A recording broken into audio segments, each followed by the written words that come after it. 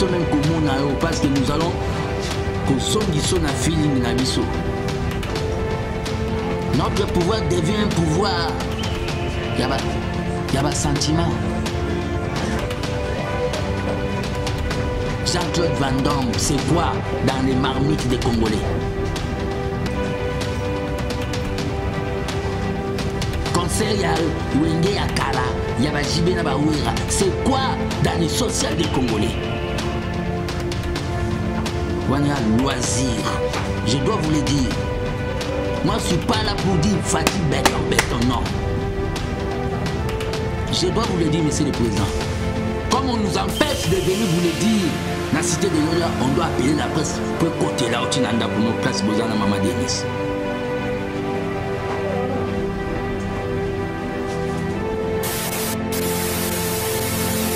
Président, parce que je suis dans la délégation, nous devons descendre à l'Équateur. Un certain Bourg aussi, il se comporte comme si en Bokassa. À l'Équateur, on tue les étudiants au moment où le président veut descendre. Et le VPM est là.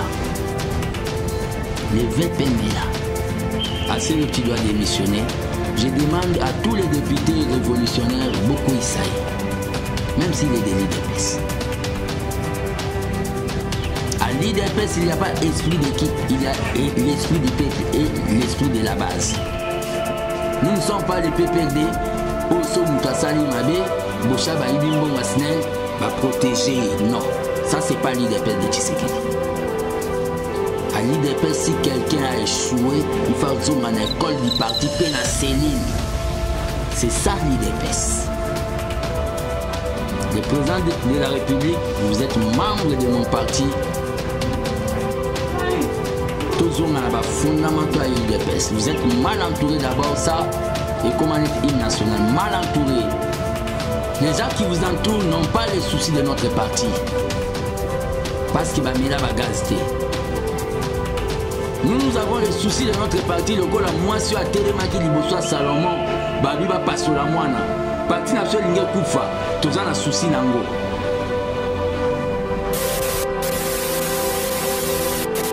Ce sont les gens qui vous entourent. Ces gens-là, demain, si ça va mal, ils vont prendre l'avion. Mais nous, les peuples, va nous pourchasser. Nous aurons des difficultés à aller dire même les peuples d'abord dans la campagne en 2023. Togo risque de se piner parce que vous êtes mal entourés. Ça, je l'ai dit. Le conseiller président Onania qui n'est pas dans la salle. Nous avons souffert dans ce parti. Nous avons souffert dans ce parti pour vous amener au pouvoir, monsieur le président de la République. Tout est sentiment.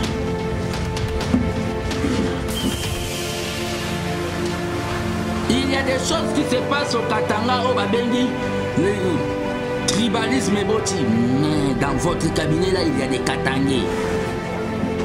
Ils ne peuvent pas descendre là-bas pour aller calmer cette situation.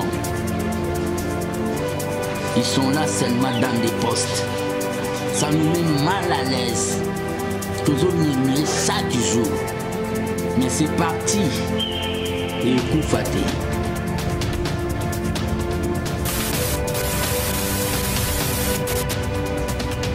Par rapport à l'IDPS,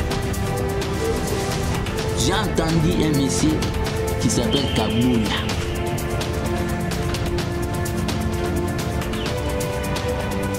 Veut réglementer la communication de l'IDPS. Qui est tout à Kolobate, Kaboula. D'abord, Kaboula, toi tu communiques bien. Ozana Bale, Ozana Ba. Ma déficit communicationnel est béni. Aujourd'hui, je vous ai appelé pour vous dire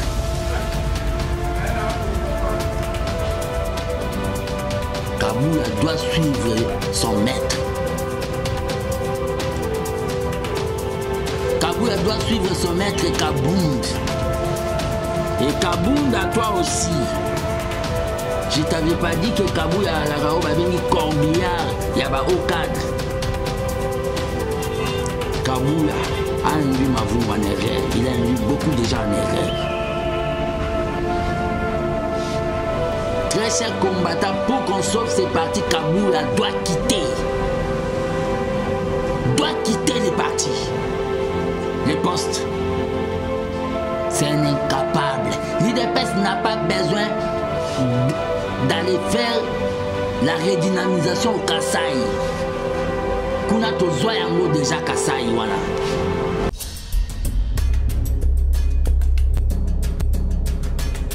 Mbote na balandi sango ya émission na bino tosola pona mboka o ekumbamaka na moko na minobo kokisa et aujourd'hui tozaki na plaisir ya kokita na fief na base na ye ya mwana mboka fils Mukoko gardien du temple et pas iwapi apesa rappel alobaka ba vérité oyo bosepelaka nango koyoka boyebi vraiment alobaka bosolo soki makambo ekosimba te akoyebisa bino koto ekosimba te soki pe kokende malamu akobeta maboko mpona koféliciter et lelo tozalaki na ye après attaque menace enlèvement oyo elekaki et asali retour na point de presse mpona koéclaircir na ntina ya makambo yango pe kolobela ba situation politique actuelle au sein ya IDPS pe na République démocratique du Congo tokokota na kati epai wapi bokolanda bino moko oyo mwana mboka fils Mukoko abombeli biso na mokolo ya lelo. Merci beaucoup.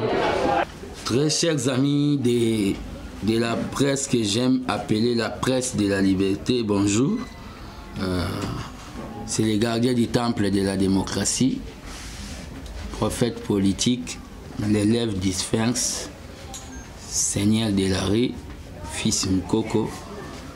Nazana honneur lelo ya Kobenga bino après beaucoup de jours pour na kosa la communication oyo lelo. Na olobela moi ba point ebele mais na ba point ebele wana je profite de cette occasion pour dénoncer situation d'enlèvement par des éléments militaires incontrôlés au basalaki na domicile familial place Nazalaka en créant au babengi ba dégâts attentat aussi à violer les enfants sous tutelle au basalaka nangai a pe boakaki au babengi ballonnette na kati ya petite voiture nanga ba forçaki yango eza automatique bazui cassé paraprise eza libanda bomona bazui batterie na dénoncé yango en attendant que enquête et salama. Et c'est pour cela aussi je tiens à dire au président de la République qu'on doit renouveler l'armée parce que l'armée que nous avons aujourd'hui est armée ya Obabengi. On a pris les rebelles d'ici, on a pris brassage. Donc armée à brassage, il y a mon créé des dégâts. Donc je dénonce cet acte et j'ai dit Naba commanditaire, comme j'ai eu l'habitude de le dire depuis les pères, que na kufa kala na zelaka anapola. Donc muto azane bembe, est-ce qu'Arobanga souko kufa? Je ne crois pas. Laissez avec vos intimidations là. Nazwa déjà vaccin contre la peur et la mort, ils ont une étape de vie. Nous continuerons toujours à parler pour le Congo, à parler toujours de la justice, même si on est dans la misère comme tous les autres Congolais. Nous continuerons toujours, donc ça ne sert à rien. Boyaki, Obosalaki, c'est condamnable par la loi, la justice va faire son travail. Narolobela sous lelo, Makambo était Isaiah, crise actuelle, dit na guerre, il y a Russie na Ukraine, où ils ont frappé le monde partout. Bazo mon a bengi pénurie, il y a carburant, ba chaîne, na ba station. Isakara ya Congoté, nous faisons ce qu'on appelle la communication facile pour expliquer aux gens Les gens n'ont pas besoin, il y a la communication dans la langue de Voltaire. Biso tolingato kota batu ti na o babengi moi l'épinière, to expliquer batu. Bana Congo, crise bozomona ya carburant, ezadi na guerre ezo salama pa ba mindele kuna. Na o babengi Ukraine, na Russie. Ça frappe beaucoup de pays. Et ça frappe beaucoup de pays.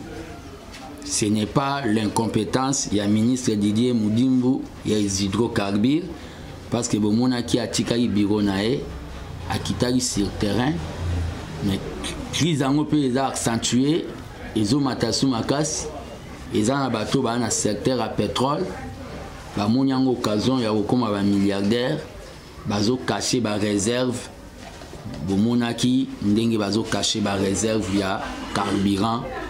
Natina toujours que peut-être va salir le pouvoir à les peuples d'abord.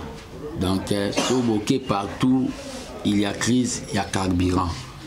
Donc, il y a question, il y a mauvaise volonté, il y a gouvernement.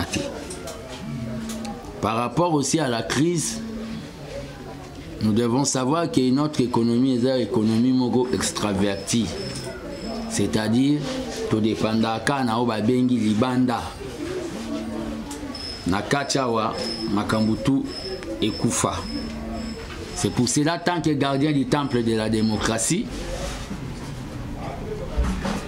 je demande au président de la République d'être rapide parce qu'on n'a pas le temps. Totika na oba bengi dernier virage, c'est-à-dire d'être rapide à appliquer au babengi plan il y a 145 territoires.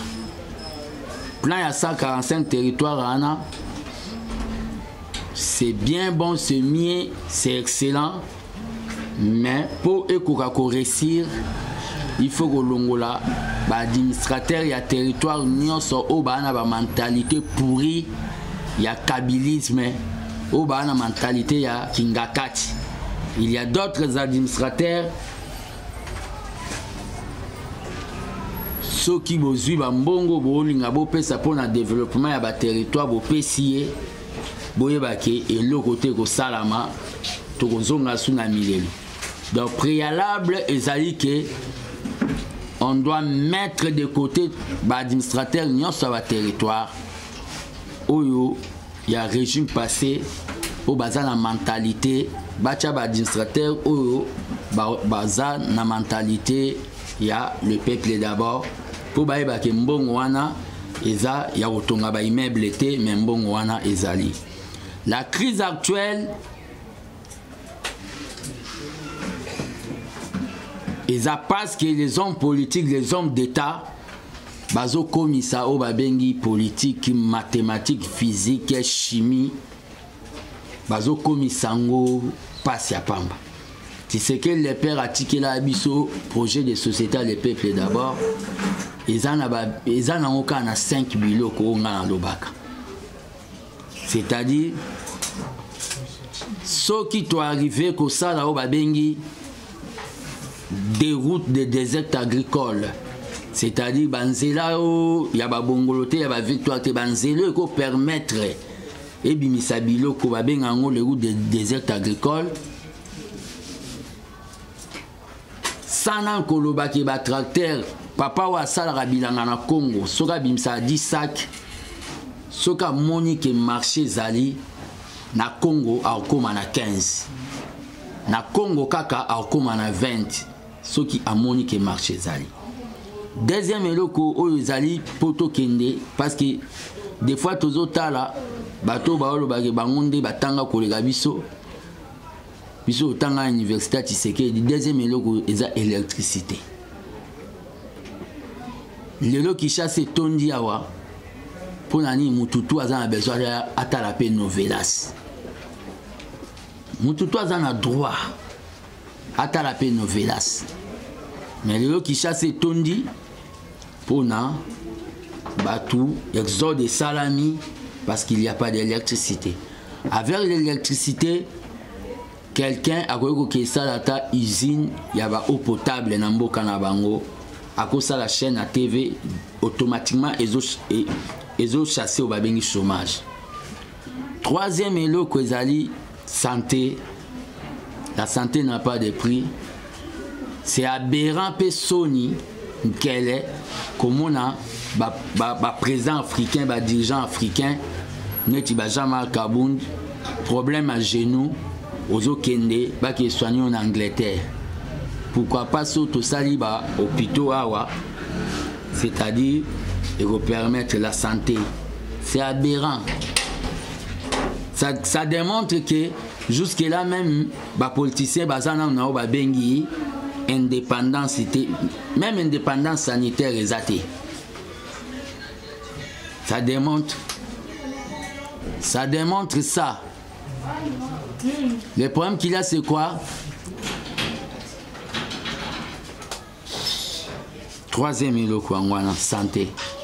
Quatrième eloko, ezali o balobi éducation. Éducation, il fait ça la main. Bana ba otanga bien na ba province. Toujours sécurité waneza makam. Par rapport à ça 45 territoires où il comme ligne comme un projet. C'est pour cela personnellement, tant que gardien du temple, vous avez vu quand on a nommé Sama,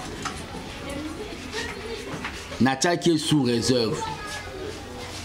Malgré le gouvernement ya Sama, excellent Bazali, mais je vois comme si le gouvernement ils ont mérité au remaniement.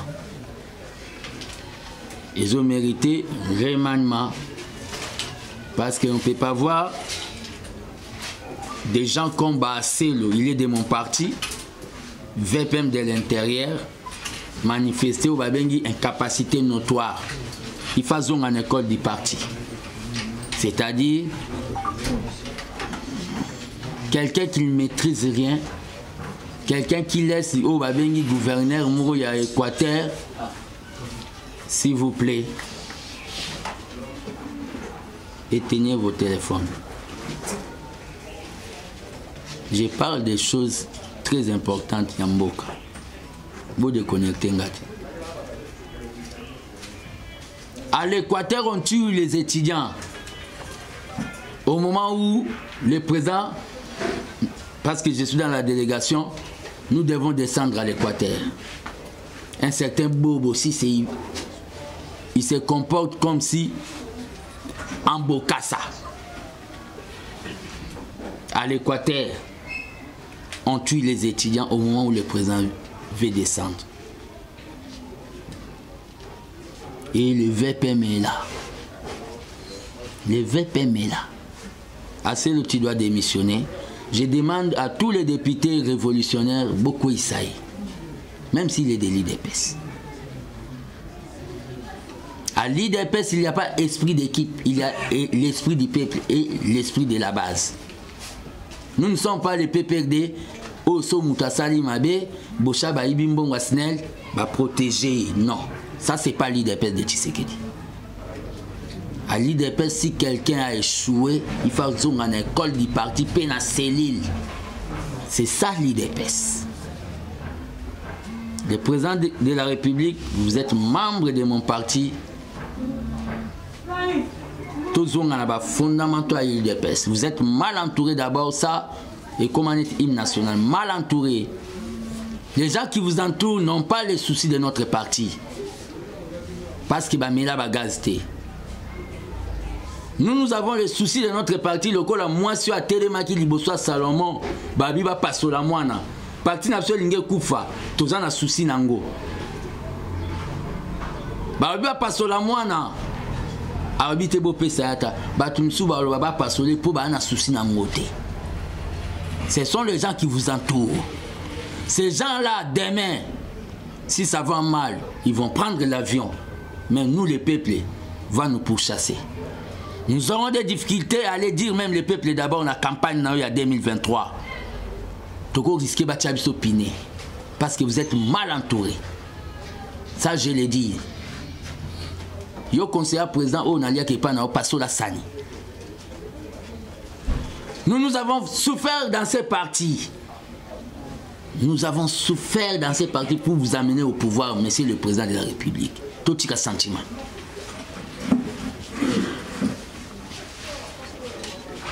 Il y a des choses qui se passent au Katanga, au Babengi, le tribalisme est boti. Mais dans votre cabinet, là, il y a des Katangais.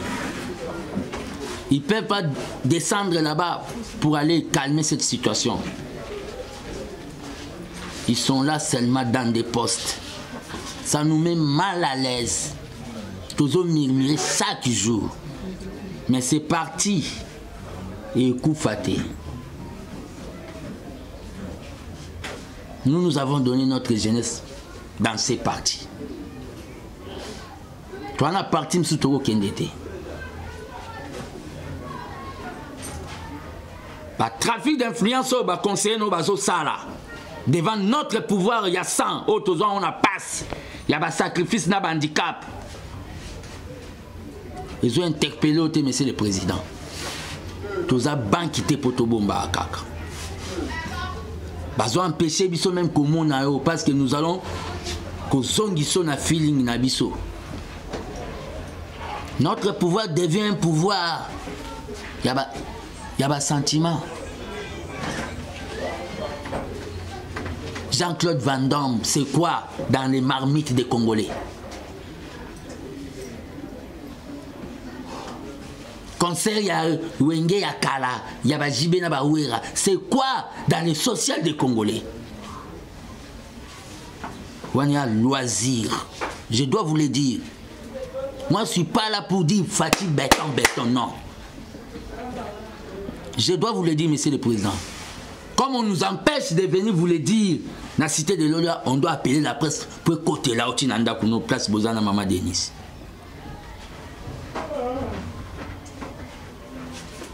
Jean-Claude Van Damme, la sociale, il y a un Congolais, c'est quoi?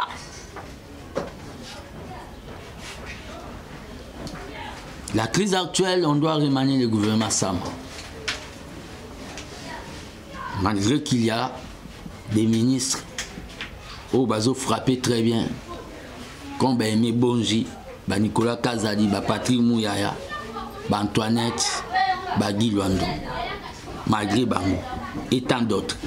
Mais les autres là, puis le gouvernement au Babengi d'éléphants. On doit réduire les trains de vie. On doit réduire les trains de vie des institutions. Ils en ont tardé. Ça, c'est par rapport à la crise. Tout bazo souffrir. Bimarata na camouflage. Bimakata na camouflage. Au moins à degré bato bazo souffrir. Nous habitons les townships, nous habitons les banlieues. Tous au monde andé bato bazo souffrir, tous au vivre souffrance. Qu'on vous trompe pas. Au macroéconomique indice, indice nanzungu yaba mama yaba congolais, ils ont mon anate indice économique, ils ont mon anate. Par rapport à l'IDPS, j'ai entendu un monsieur qui s'appelle Kabouya.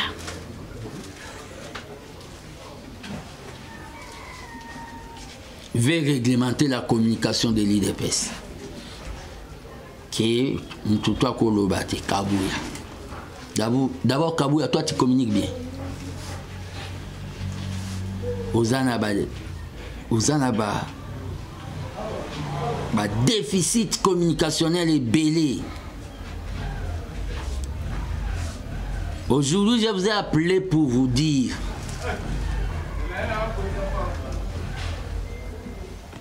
Kabouya doit suivre son maître. Kabouya doit suivre son maître Kabound.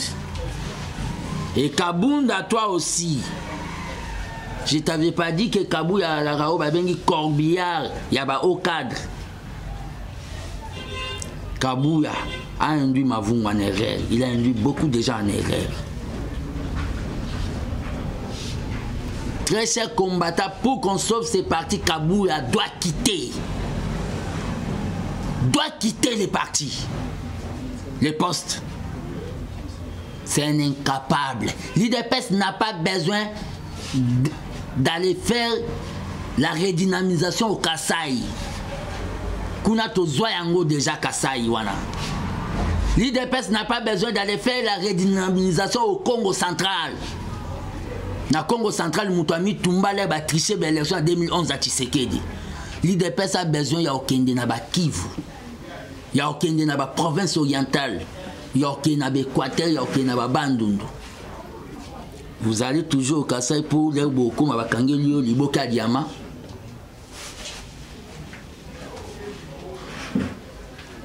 Incompétence notoire. Ça reste toi. Tu dois quitter les choses avant que les choses vous quittent Kabouya. Nana otanga ke Moussa Kangangaï. Le 17 mai à Koti, les 20 mai à Kanginga. Yo tangi la biso na histoire parce que nous étions des combattants. Na unita mutaza combattant o akoi sara mingi o abomara mingi. Biso za o bakangama mingi.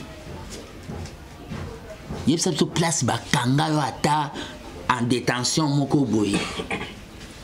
Kabouya. Toi tu es combattant. Les combattants sont clochardisés. Vous, bozo zouaba poste ba combattant bote kango.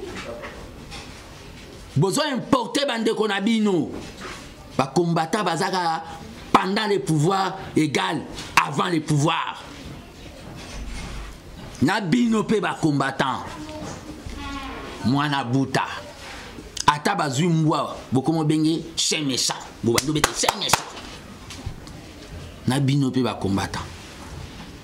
Mututoko bete la maboko azad moko na moment aussi on a fati.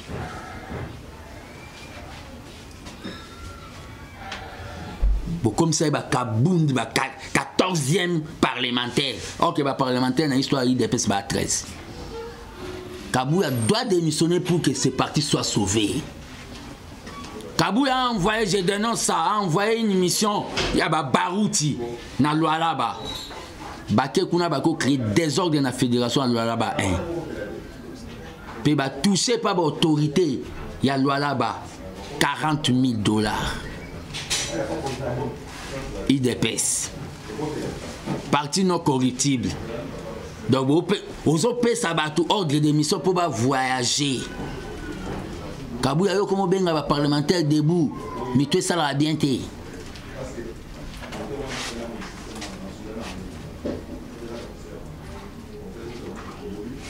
La délégation que Barout avait amenée à Lualaba, ils ont touché $40,000 de corruption. Ça c'est l'IDPS.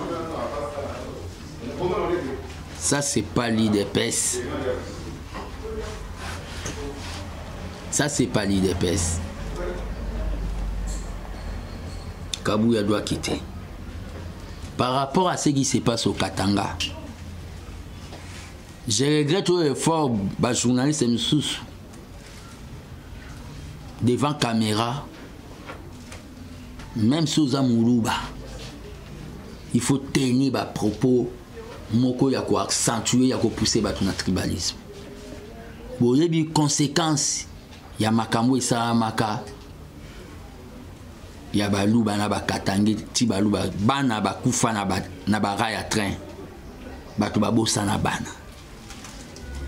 Et Baba Kyungu, paix à son âme, a eu à demander pardon au baluba.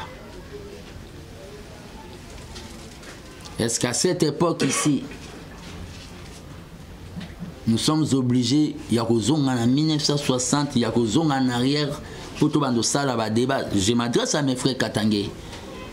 À cette époque ici, nous devons faire marche en arrière pour faire le tribalisme. Je ne crois pas. Moussapi Moko et Sokola et Longité.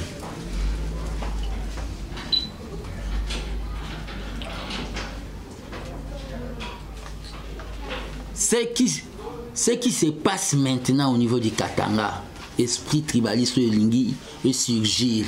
est-ce que Kocha Amia Baba à l'aise?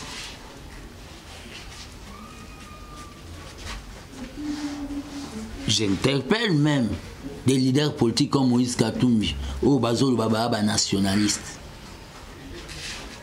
Cette situation vous a la Minokwe Kangami.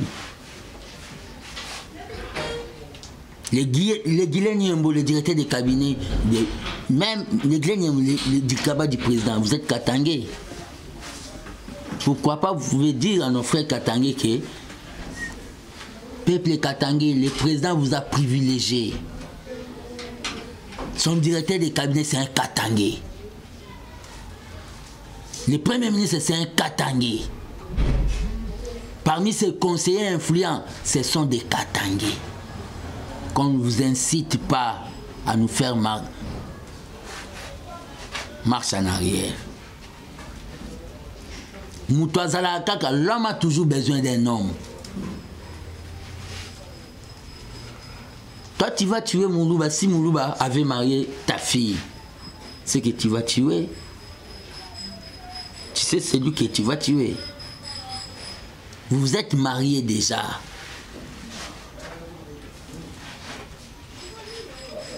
Le Congo n'est pas le Congo des autochtones. Le Congo.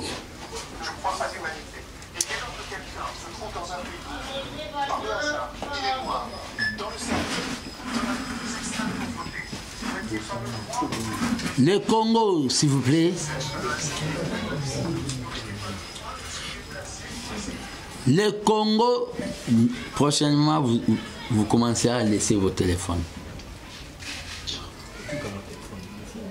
Le Congo,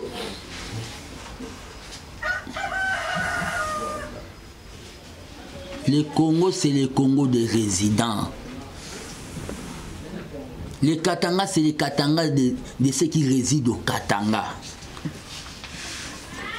Pas qui s'habille, nous on a débattu. Je sais que le peuple katangais, c'est un peuple mature.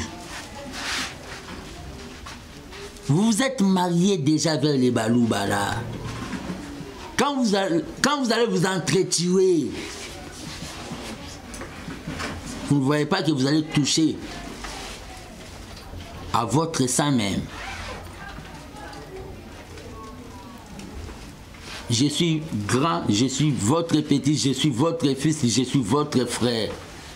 Je vous demande de voir la paix, de faire la paix, s'il vous plaît. Ça, c'est par rapport au tribalisme. En rapport avec les élections,